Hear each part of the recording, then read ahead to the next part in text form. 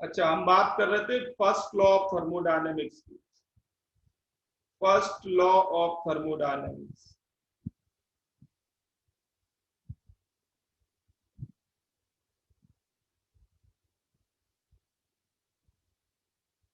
इसमें आपने लिखा था कि अगर सिस्टम को आप हीट एनर्जी प्रोवाइड करें और वर्क भी करें सिस्टम पे, तो ये दोनों सिस्टम के अंदर स्टोर्ड हो जाएंगी एनर्जीज, और वो किसके बराबर होंगी?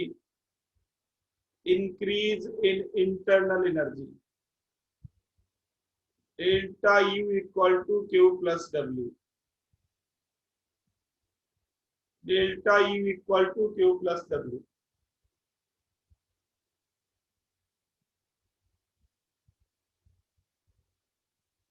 ये है फर्स्ट लॉ ऑफ थर्मोडायनेमिक्स। ठीक है, इसके अलग अलग फॉर्म में लिखे थे आपने। दो और नेम आपने इसके लिखे थे। कौन से नेम लिखे थे दो? एक तो law of conservation of mass, sorry energy. Law of conservation of energy मतलब यूनिवर्स की एनर्जी कंजर्व रहती है, ना तो क्रिएट होती है ना डिस्ट्रॉय हो सकती है। यूनिवर्स की एनर्जी कंजर्व रहती है।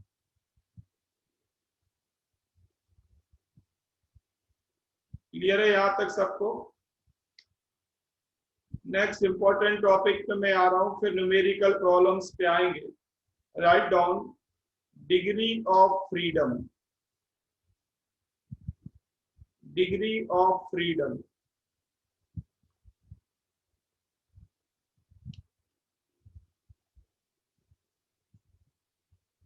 फ्रीडम का मतलब तो आप जानते ही हैं, आजादी। फ्रीडम का क्या मतलब होता है? आजादी। तो डिग्री ऑफ फ्रीडम का क्या मतलब है? इसका मतलब है नंबर ऑफ इंडिपेंडेंट मोशंस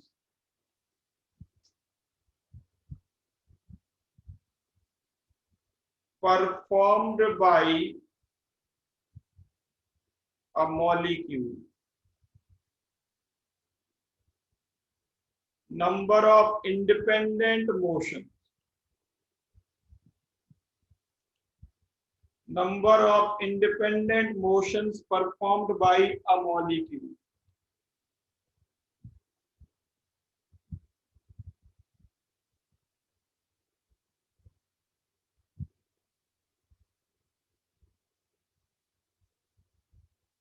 और दूसरी डेफिनेशन है इसी की, थोड़ा एनर्जी के टर्म में बात करूं तो ये है number of independent ways in which energy of a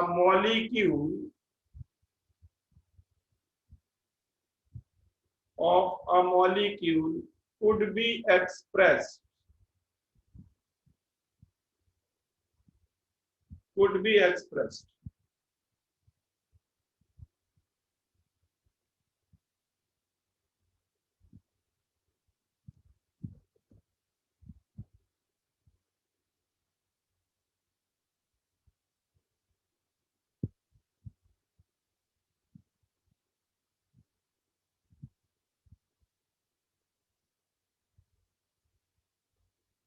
क्या मतलब इसका? अभी आपको एग्जाम्पल से समझ में आ जाएगा।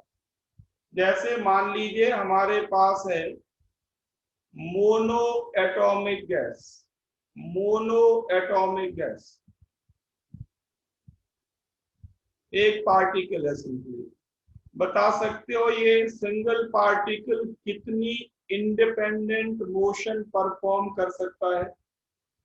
अनम्यूट करके बोलो। ये सिंगल पार्टिकल कितनी इंडिपेंडेंट मोशन परफॉर्म कर सकता है?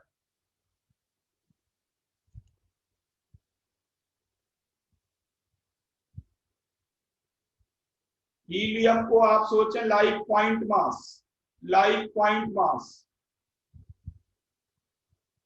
बताओ आप मुझे कि ये पॉइंट मास कितनी इंडिपेंडेंट मोशन परफॉर्म कर सकता है।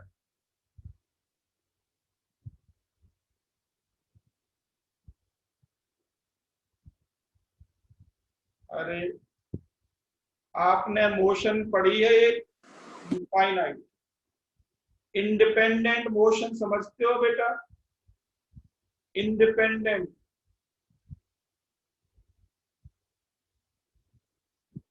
नहीं समझते मुझे लगता है। देखो सर ट्रांसलेशनल हाँ वेरी गुड, बोलो आगे। बिल्कुल और रोटेशनल। ये सिंगल पार्टी के रोटेशनल मोशन कर सकता है। No sir translational. एक पॉइंट मास की कोई साइज होती है? No sir. Translational motion perform कर सकता है, बिल्कुल ठीक आंसर है बेटा। Translational motion along three independent axes, along x-axis, along y-axis and along z-axis। ये तीनों ट्रांसलेशनल मोशन है। एक पॉइंट मास 3 डिफरेंट डायरेक्शन में इन ट्रांसलेशनल मोशन कर सकता है। तो डिग्री ऑफ फ्रीडम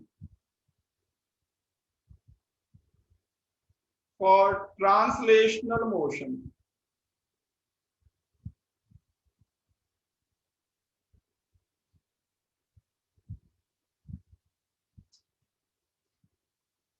आंसर है 3। अब ध्यान देना, बहुत सारे बच्चे कहेंगे इसके बीच से भी तो जा सकता है, इधर भी तो जा सकता है, किधर भी जा सकता है एक पॉइंट मास। किसी के दिमाग में ये आ रहा हो तो मैं यहाँ पर रिपीट कर दूं एक वर्ड जो बार बार मैंने आपको बोला भी है, आपने लिखा भी होगा, इंडिपेंडेंट। इंडिपेंडेंट जरा सोचिए इंडिपेंडेंट को। मान लीजिए आप यहाँ पर 10 मीटर पर सेकंड की स्पीड से जा रहे हैं along एक्स एक्सिस। मैं आपसे कहूं कि बताइए वाई एक्सिस के along आपकी स्पीड क्या होगी? बोलो। आप 10 मीटर पर सेकंड की स्पीड से along एक्स एक्सिस जा रहे हैं, वाई एक्सिस के along आपकी स्पीड क्या होगी? 0। मैंने कहा बोलो, आप लोग बोलने से इतना क्यों डरते हैं? सच पकड़ा ना जाए। और वो भी आप इस पर चैट करते हैं प्राइवेट में, मतलब दूसरे को पता ही ना लगे कि आप कितने पानी में हैं।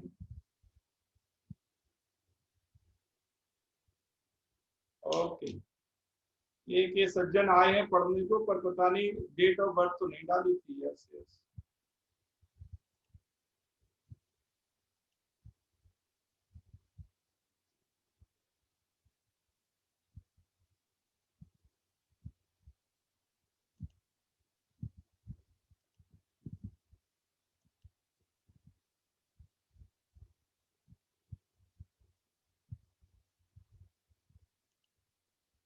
मैं कभी कभी सोचता हूँ ये किस तरह की मेंटेलिटी होती है, पढ़ने आए तो चुपचाप पढ़ते रहे।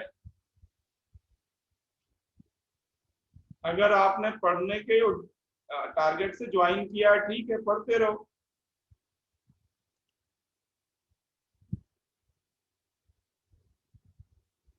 मुझे लगता है ऐसी मेंटेलिटी वाले ही लोग आगे चल के क्रिमिनल बन जाते हैं।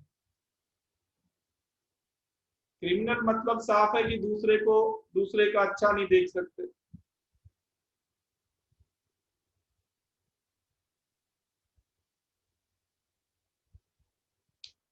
चलो देखो आगे करते हैं। इंडिपेंडेंट की बात कर रहा था बेटा मैं, तो ये एंगल है 90 डिग्री।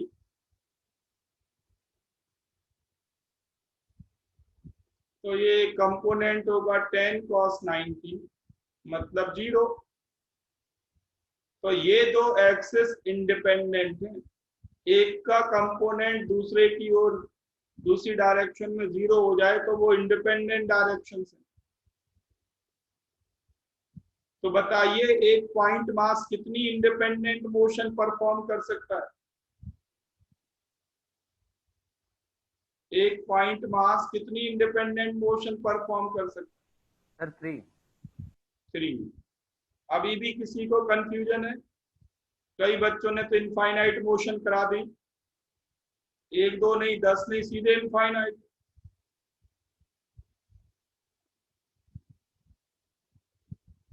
मैंने ये नहीं कहा डायरेक्शन ऑफ मोशन, बहुत सारे बच्चे इसमें कंफ्यूज हुए हैं। I did not say direction of motion,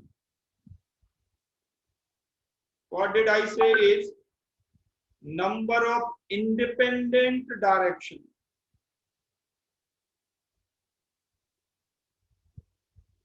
independent word आपको क्लियर हुआ?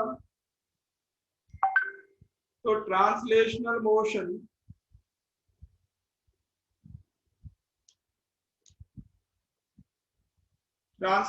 मोशन देखो अभी भी एक डिस्टर्बिंग एलिमेंट कोई है। सारे बच्चे अपनी डेट ऑफ बर्थ डालें, मैं इससे मैच करता हूं, उसको हटाना होगा जल्दी से जल्दी।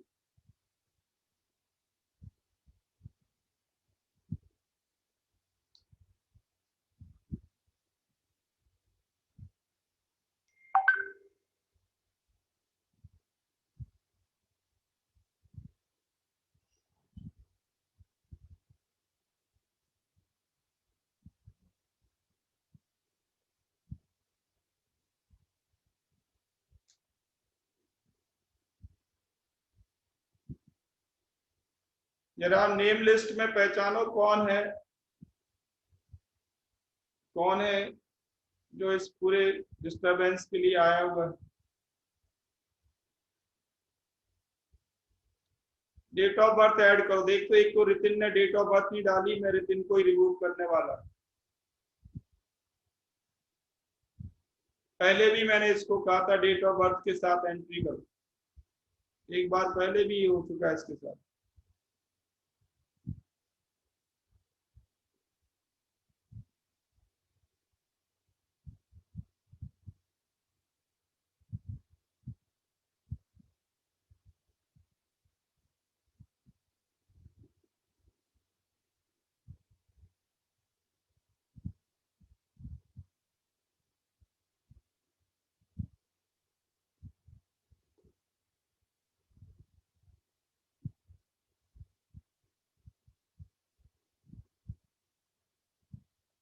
ऐसे लोगों को कैसे रोका जाए? एक और आइडिया है कि आपको मेल के थ्रू लिंक भेजी जाए, मेल उसको मिल नहीं सकती, ऐसे व्हाट्सएप पे तो लोग फॉरवर्ड कर देते, मेल के थ्रू लिंक भेजूंगा आपको, एक ये ऑप्शन है, अगली बार ट्राई करेंगे इसको।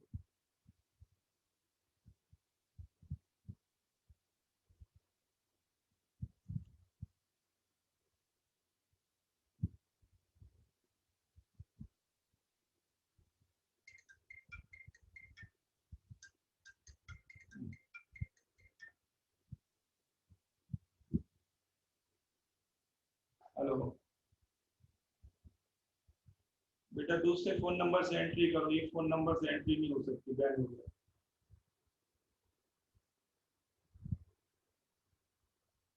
नहीं नहीं, वो उस सेम नेम से आया था कोई।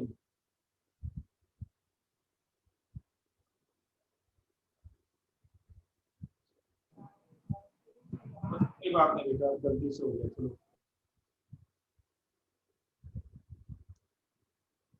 अरे क्या टाइम खराब करा तुमने।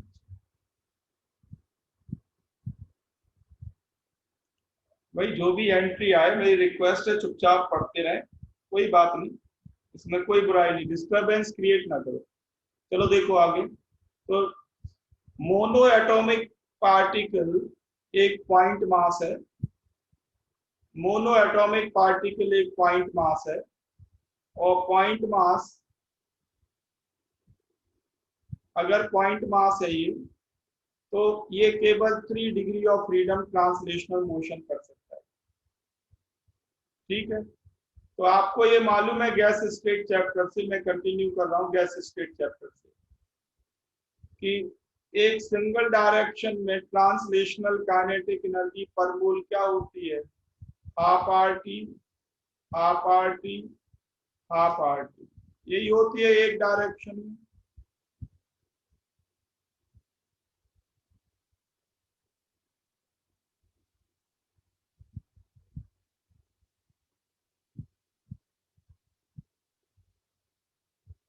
तो ध्यान देना आप, ट्रांसलेशनल काइनेटिक एनर्जी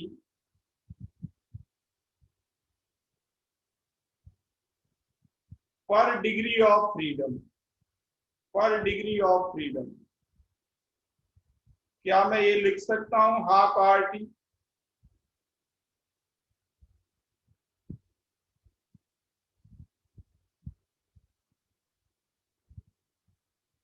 अगर मान लें कि एफ डिग्री ऑफ फ्रीडम है, if F is degree of freedom,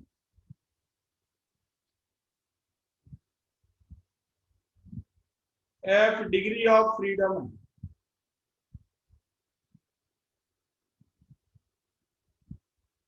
तो बताओ टोटल ट्रांसलेशनल काइनेटिक एनर्जी कितनी?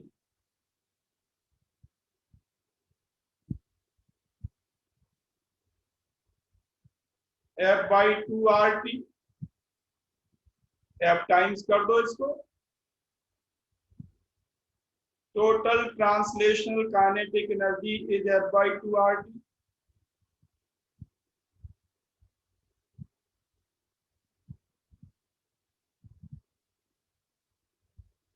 किसी भी पॉइंट पे कोई प्रॉब्लम हो तो आप बोल सकते हैं, ध्यान रखना न्यूमेरिकल्स के लिए बेसिक बातें आपको आनी चाहिए। तो अगर एफ डिग्री ऑफ फ्रीडम है तो टोटल ट्रांसलेशनल काइनेटिक एनर्जी हो गई F by two R T. अब हम जाते हैं वापस इंटरनल एनर्जी में, ध्यान देना इंटरनल एनर्जी आपने लिखी energy due to mass, all energy due to mass plus energies due to temperature plus energy due to intermolecular forces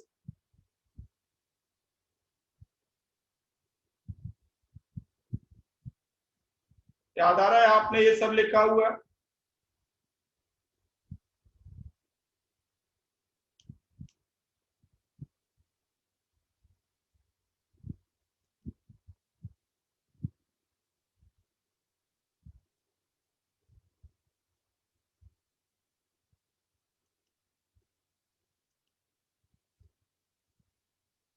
आप ध्यान देना, अगर मान लें कि अमाउंट फिक्स्ड है, अगर मान लें कि अमाउंट फिक्स्ड है, दूसरा सिस्टम की फेज में कोई चेंज नहीं है, तो इसका मतलब हो गया कि मास की एनर्जी और इंटरमोलिकुलर फोर्सेस की एनर्जी कांस्टेंट है। तो U equal to constant times energy due to temperature, तो ये हो गया F by two R T. Temperature की वजह से जो एनर्जीज होंगी वो सब कहलाती हैं काइनेटिक एनर्जीज। एफ अगर इंडिपेंडेंट मोशन परफॉर्म कर रहे हैं तो F by two R T.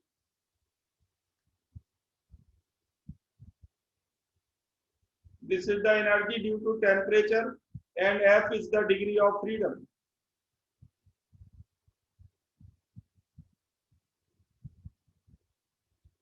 अब बताएं आप मुझे डेल्टा यू किसके बराबर होगा अगर डिफरेंशिएशन करें तो?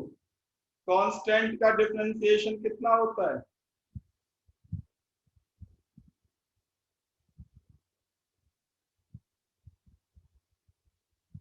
कांस्टेंट का डिफरेंशिएशन जीरो होता है, तो delta U equal to zero plus F by two R delta T.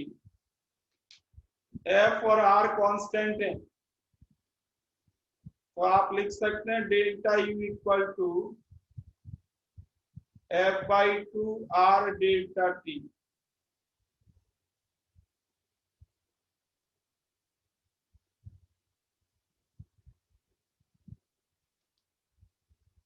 where f is the degree of freedom. F is the degree of freedom.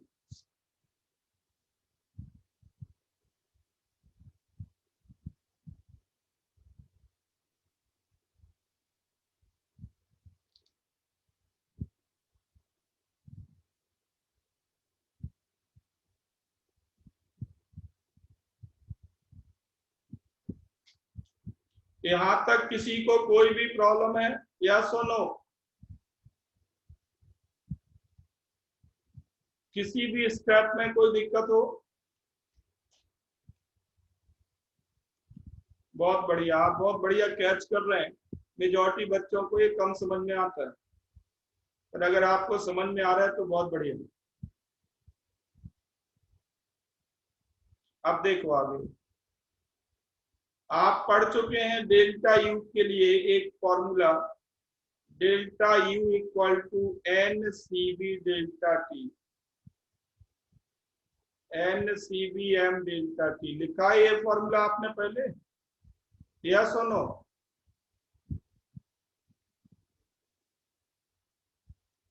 ये एन मोल्स के लिए है। 1 मोल के लिए लिखें तो क्या बनेगा? For 1 mole delta U equal to हो जाएगा सीवी इंटू डेल्टा टी। और डिग्री ऑफ फ्रीडम के टर्म में डेल्टा यू क्या है? डिग्री ऑफ फ्रीडम के टर्म में F/2 R into delta T. अगर मैं इन दोनों इक्वेशंस को कंपेयर करूं, इक्वेट करूं, तो क्या मैं ये कंक्लूड कर सकता हूं सीवी पर मोल है, ये CBM molar equal to F/2 R।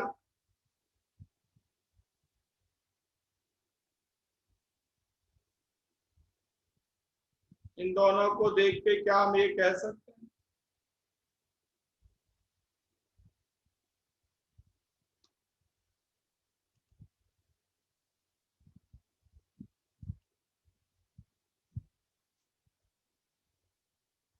तो सीपीएम कितना होगा बताओ? सीपीएम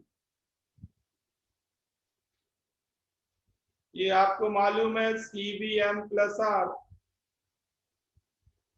ये किसके बराबर आएगा?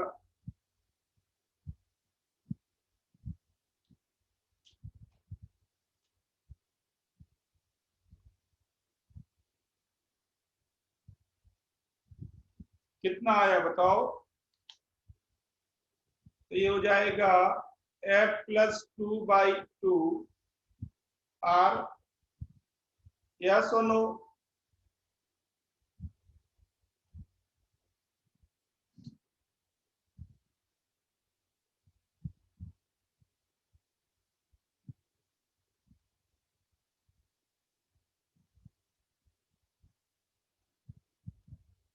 जल्दी लिखो।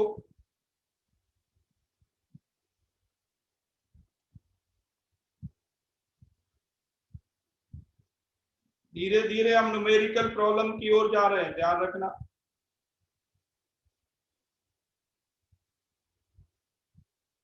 तो CP M equal to CBM plus R. तो ये जो सीबी और सीपी हमने एफ के टर्म में निकाल लिए, सारा कुछ आगे एफ के लिए टर्म में ही करना है।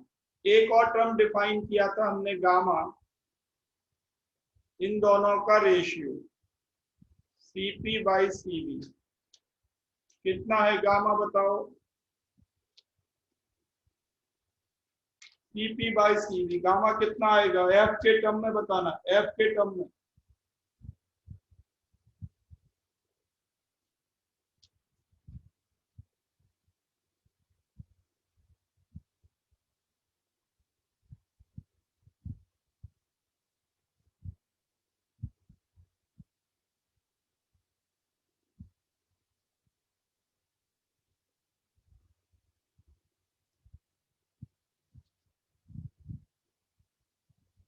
बहुत बढ़िया लिख लिया होगा आप लोगों ने। तो ये आएगा F+2/F।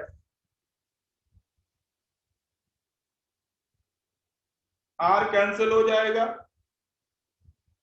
आर कैंसिल हो जाएगा।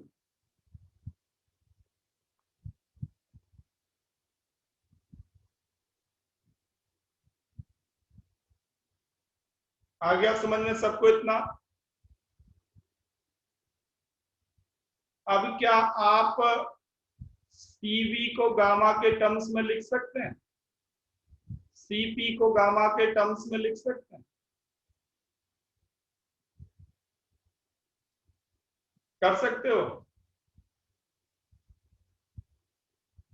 अरे सिंपल है बिल्कुल बेटा।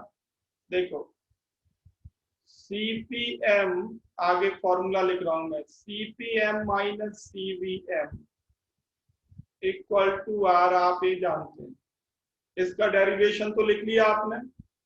साइंटिस्ट का नाम लिखना चाहो तो लिख लो, वैसे जरूरी नहीं है। इसको कहते हैं मेयर्स फॉर्मूला।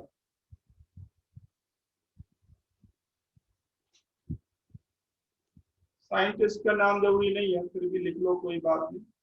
अब आपको ये पता है कि सीपीएम की जगह मैं गामा टाइम्स सीवीएम लिख सकता हूं।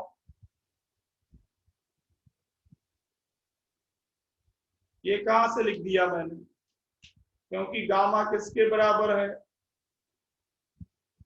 गामा किसके इक्वल है? तो यहां से सीपी हमने निकाल लिया, तो ये हो गया गामा -1। तो सीवी कितना आ गया per mole? R upon gamma -1।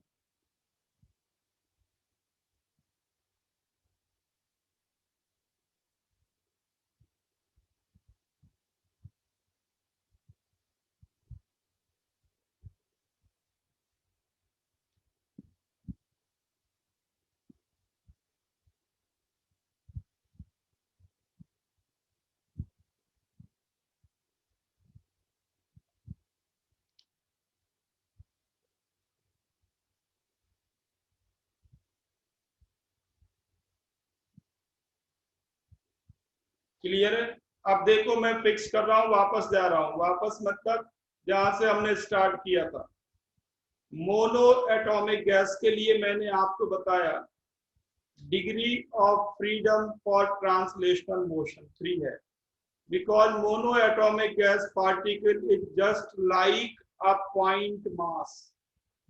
It is like a point mass, has no dimension. तो पॉइंट मास 3 तरह की ट्रांसलेशनल मोशन परफॉर्म कर सकता है। तो डिग्री ऑफ फ्रीडम है इसकी 3। तो मोनो एटॉमिक गैस के लिए अब हम सारे डाटा फाइंड करने जा रहे हैं। फॉर मोनो एटॉमिक गैस,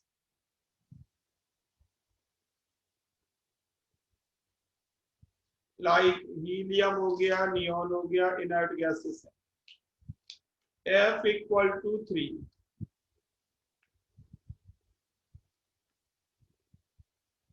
तो ध्यान देना CV कितना हो जाएगा? F की जगह 3 लिखो, तो CVM कितना होगा? 3/2R। CPM कितना होगा?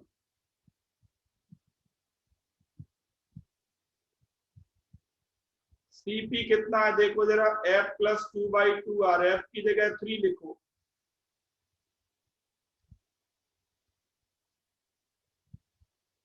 5/2R।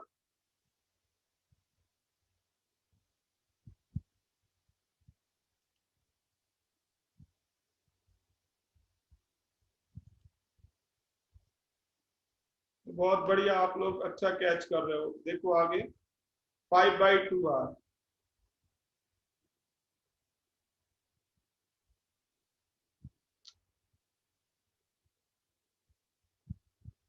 गामा कितना होगा बताइए? गामा फॉर हीलियम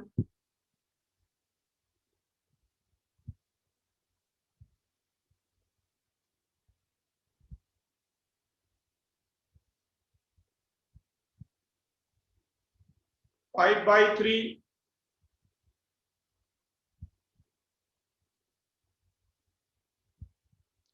या गामा होगा, सॉल्व करें तो ये आएगा 1.67। Gamma is 1.67 for monoatomic gas.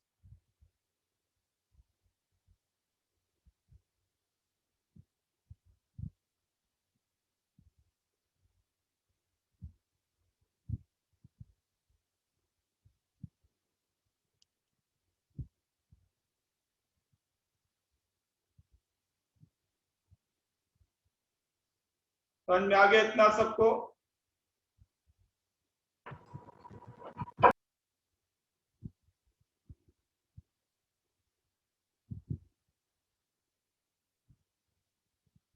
अब देखो हमने काफी कुछ लिख लिया, मैं सारे फॉर्मूला इकट्ठे कर रहा हूँ।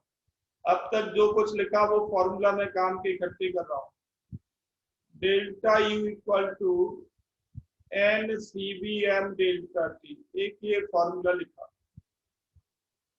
सी बी एम लिखा आपने आर अपॉन गामा -1,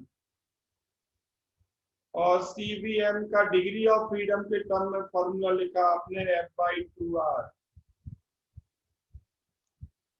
सीपीएम का फॉर्मूला हो गया F के टर्म में F+2/2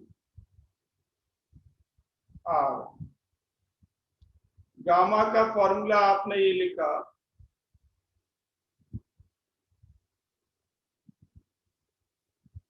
gamma F+2/F।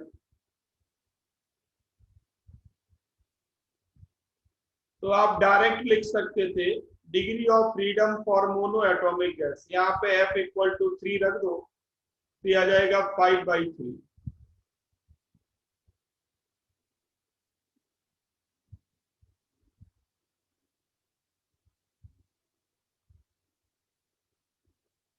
Mono atomic gas के लिए क्लियर है, तो फिर मैं डाई एटॉमिक की बात करूं। किसी को कोई प्रॉब्लम हो तो बताओ। Is it clear to all of you?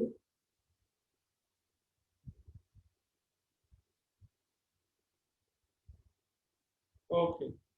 Now we talk about diatomic gas.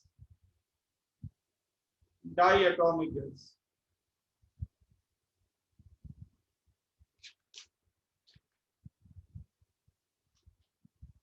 Diatomic gas या लीनियर पॉलीएटॉमिक गैस, एक ही बात है। Linear polyatomic gas. प्रैक्टिकली आप इसको ऐसे सोचें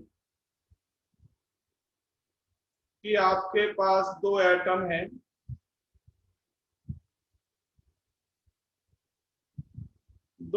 हैं, और जो बॉन्डेड है, ये बॉन्ड हो गया।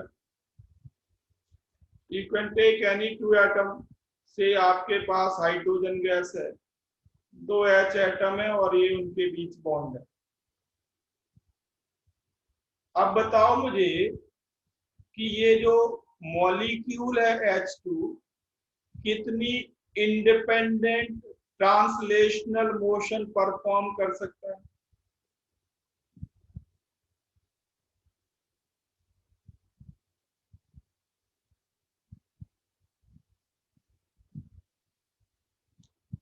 आंसर है 3। ट्रांसलेशनल मोशन तो 3 ही पॉसिबल है ना। पूरा मॉलिक्यूल ऐसे सोचिए, पूरा molecule as a whole along X axis जा रहा है, पूरा molecule as a whole along Y axis जा रहा है।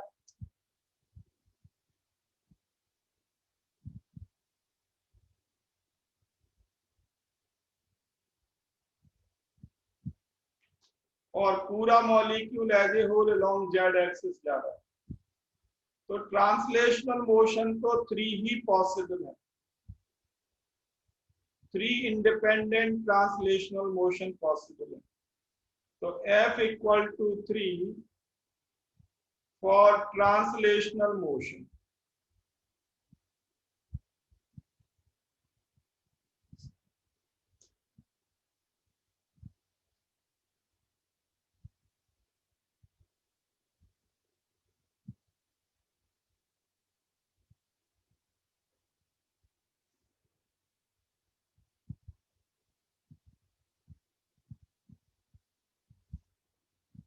समझ में आ गया इतना?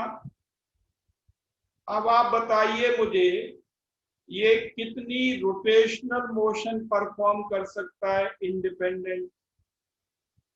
रोटेशनल, तो देखो ध्यान से, रोटेशनल मोशन अभी आपने फिजिक्स में पढ़ी नहीं होगी, चैप्टर आगे आएगा। रोटेशनल मोशन होती है about a fixed axis, about a fixed axis. ऐसे सोचो कि एक मास ये है, दूसरा मास ये है, और ये मास मान लीजिए ये जो बॉन्ड है वो अलोंग एक्स एक्सिस है, बॉन्ड मान लेते हैं अलोंग एक्स एक्सिस, ये एक्स एक्सिस हो गया। तो क्या ये मॉलिक्यूल एक्स एक्सिस के अबाउट रोटेट कर सकता है? आंसर है नो। ये स्पिन करेगा एक्स एक्सिस के अबाउट, रोटेट नहीं करेगा। रोटेट करेगा ये किसके अबाउट? रोटेट करेगा ये अबाउट वाई एक्सिस। इसको घुमा सकते हैं इसके अबाउट, जैसे आपने देखा होगा शंकर जी भगवान का डमरू होता है वैसे। ये आपका हैंड हो गया,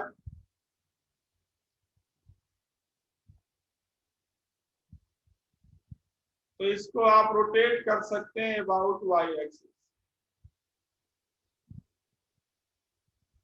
एक्स एक्सिस के अबाउट रोटेट नहीं कर सकते, स्पिन करेगा। और जेड एक्सिस के अबाउट भी आप इसको रोटेट कर सकते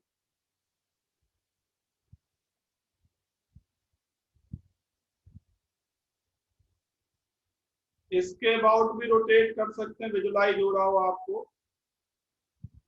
ऐसे इसके अबाउट भी रोटेट कर सकते हैं और इसके अबाउट भी रोटेट कर सकते हैं।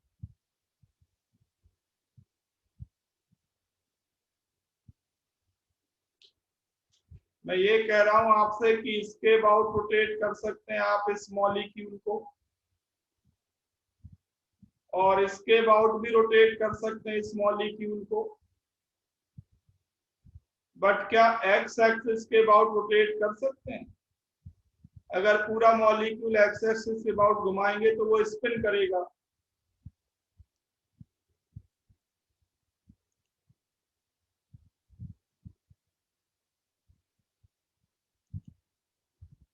तो अगर हमने ये मान लिया कि मॉलिक्यूल का बॉन्ड अलोंग एक्स एक्सिस लाई कर रहा है, तो रोटेशनल मोशन के लिए डिग्री ऑफ फ्रीडम 2 होगी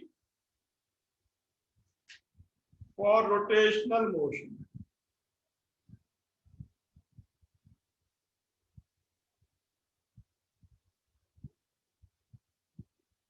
अगर किसी को ये बात समझ में नहीं आई तो घबराना नहीं है, अभी आप इसको याद कर लो, और जब फिजिक्स में आपको रोटेशनल मोशन पढ़ाई जाएगी तो आप ये समझ जाएंगे।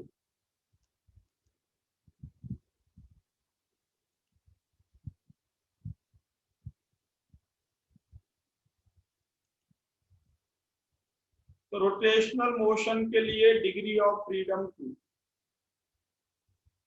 तो मैंने कहा कि आप ले लें डाई एटॉमिक या फिर लीनियर पॉली एटॉमिक। जैसे कार्बन डाइऑक्साइड है, कार्बन डाइऑक्साइड को भी आप डाई एटॉमिक की तरह ट्रीट कर सकते हैं, क्योंकि इसका एक ही मॉलिक्यूलर एक्सिस बनेगा।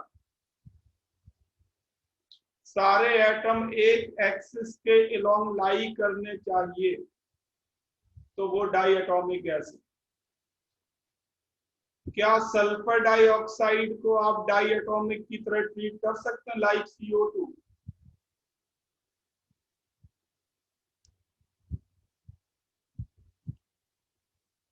आंसर है नो, क्योंकि इसके एटम दो डिफरेंट एक्सिस के लॉन्ग लाई कर रहे हैं, दो डिफरेंट डायरेक्शन में एटम लाई कर रहे हैं, एक लाइन में सारे एटम नहीं है। It is not a linear molecule, तो इसके बारे में तो अलग बात हो गई। तो ट्रांसलेशनल मोशन है 3, रोटेशनल मोशन है 2,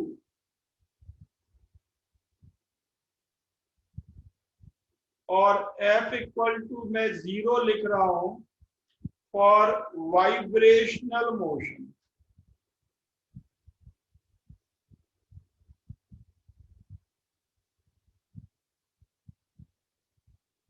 केमिस्ट्री में वाइब्रेशनल मोशन कंसीडर नहीं करना, ये पॉइंट आप नोट कर लें। ऐसे सोचो कि दो हाइड्रोजन एटम एक स्प्रिंग से अटैच्ड है।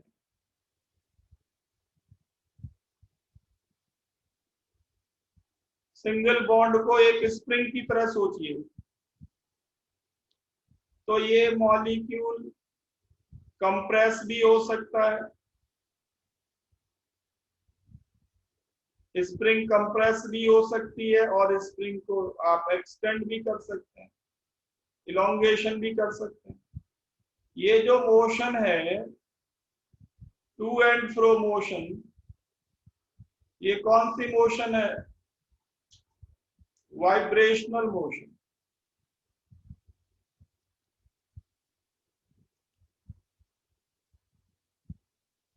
तो वाइब्रेशनल मोशन की भी काइनेटिक एनर्जी हमें लेनी पड़ेगी, बट यहाँ पे हम नहीं लेंगे, केमिस्ट्री में, फिजिक्स में आपको पढ़ाया जाएगा।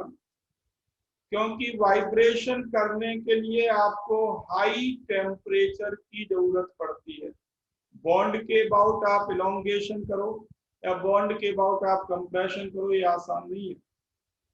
तो आप नोट कर लें, vibrational kinetic energy is significant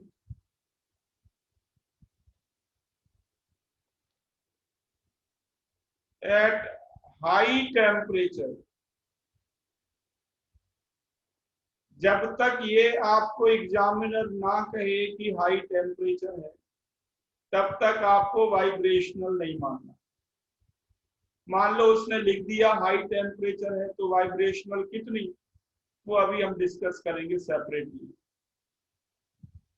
वो केमिस्ट्री के लिए नहीं चाहिए, फिजिक्स के लिए जरूरत पड़ेगी, फिर भी मैं बता दूंगा आपको।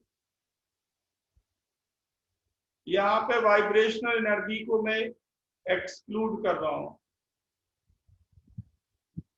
तो बताइए डाई एटॉमिक गैस की टोटल डिग्री ऑफ फ्रीडम कितनी हुई, या लीनियर पॉली एटॉमिक गैस की टोटल डिग्री ऑफ फ्रीडम कितनी हुई? तीनों को ऐड कर दो। ये इंडिपेंडेंट मोशंस हैं, ये इंडिपेंडेंट मोशंस हैं। टोटल डिग्री ऑफ फ्रीडम 5,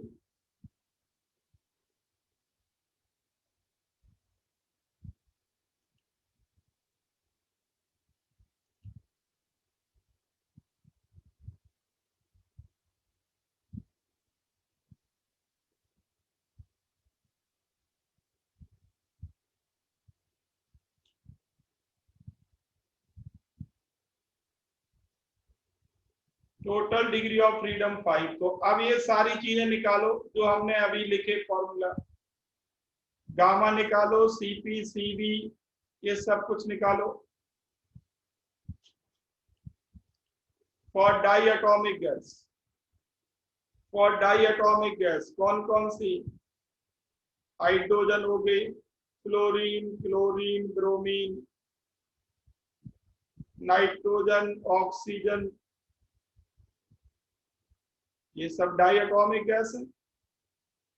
इन सब के लिए, और हम एज्यूम कर रहे हैं कि ये सब आइडियल गैसेस हैं, assuming ideal gas burial, assuming ideal gas burial. मैं रिपीट कर दूं, जब तक मैं नॉन आइडियल का नाम ना दूं, आप नॉन आइडियल सोचना नहीं।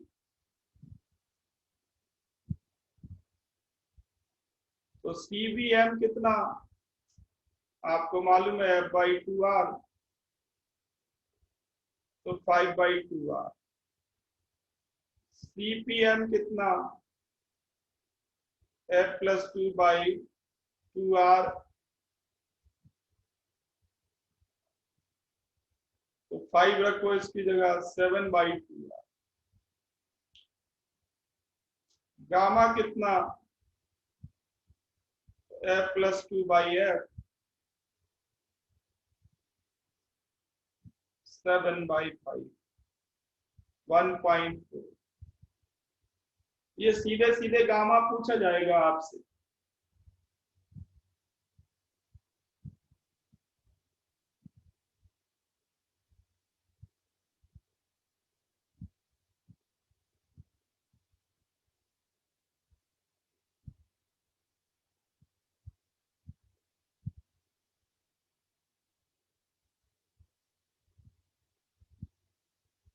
आप एक चीज नोटिस करें, ध्यान दें, अगर गैस का बिहेवियर आइडियल है तो जितना भी ये Cp Cv है वो गैस पे डिपेंड कर रहा है क्या, बताओ मुझे। ये वैल्यू क्या है, कांस्टेंट। ये वैल्यू क्या है, कांस्टेंट। ये वैल्यू क्या है, कांस्टेंट। तो अगर इन सारी गैसेस का बिहेवियर आइडियल मान लें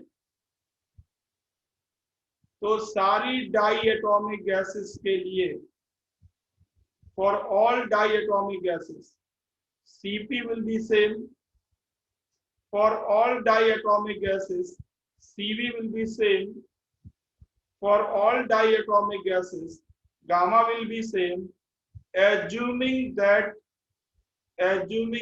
they are ideal gases।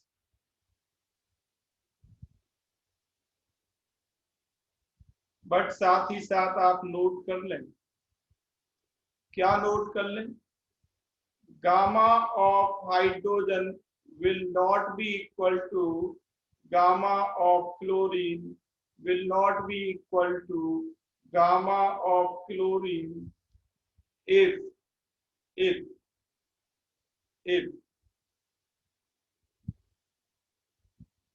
they behave non-ideally।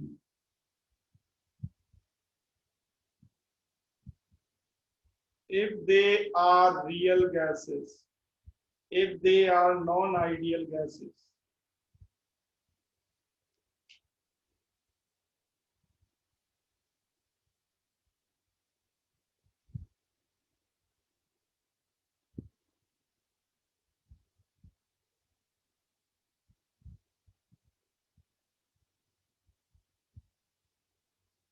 Common sense है, क्या है कॉमन सेंस, ध्यान दो। अगर सारी गैसेस आइडियल हैं तो आपको मालूम है कि इंटरमॉलिक्यूलर फोर्स ऑफ अट्रैक्शन क्या होगा, बताओ। इंटरमॉलिक्यूलर फोर्स ऑफ अट्रैक्शन क्या होगा इफ दे आर आइडियल,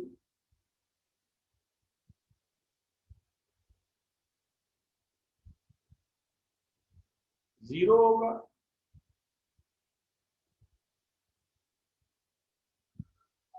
होगा कि नहीं? और अगर ये नॉन आइडियल है तो क्या intermolecular force of attraction equal होगा?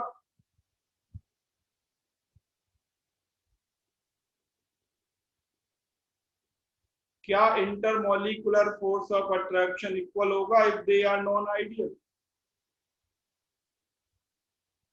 और intermolecular force of attraction equal नहीं है तो आंसर है उनके Cv और Cp इक्वल नहीं हो सकते। बाय डेफिनेशन सोचिए, what is Cp, what is Cv?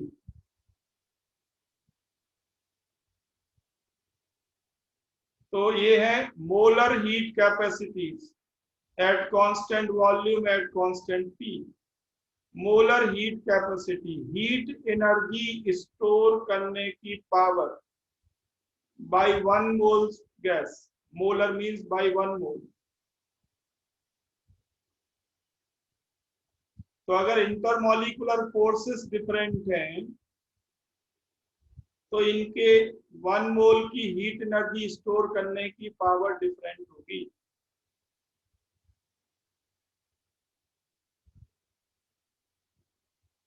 ठीक है, तो अभी मैं एक क्वेश्चन के साथ आपको फ्री कर रहा हूं और try atomic poly atomic next class में लेंगे।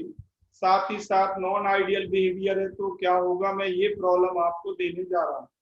लिखने आप कंपेयर करें गामा, गामा कंपेयर करें, या गामा नहीं, एक ही बात है। मान लीजिए सीवी कंपेयर करना है आपको, CV compare CV of hydrogen and chlorine assuming that they are real gases, not ideal but real। ये बहुत ही आसान है, मैं हिंट दे देता हूं, सीवी की डेफिनेशन पे कंसंट्रेट करो। सोचो हमने सीपी और सीवी कैसे कंपेयर किए, तो वहां से भी आप हिंट ले सकते हैं। Just concentrate on definition, you can compare CV of H2 and Cl2 if they are real gases, if they are real gases।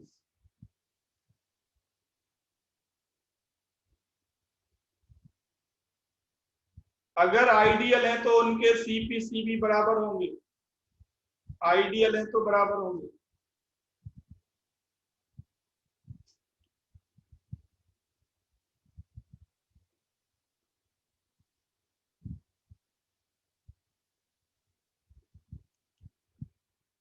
अच्छा ठीक है, बॉन्डिंग वाला असाइनमेंट आप सबने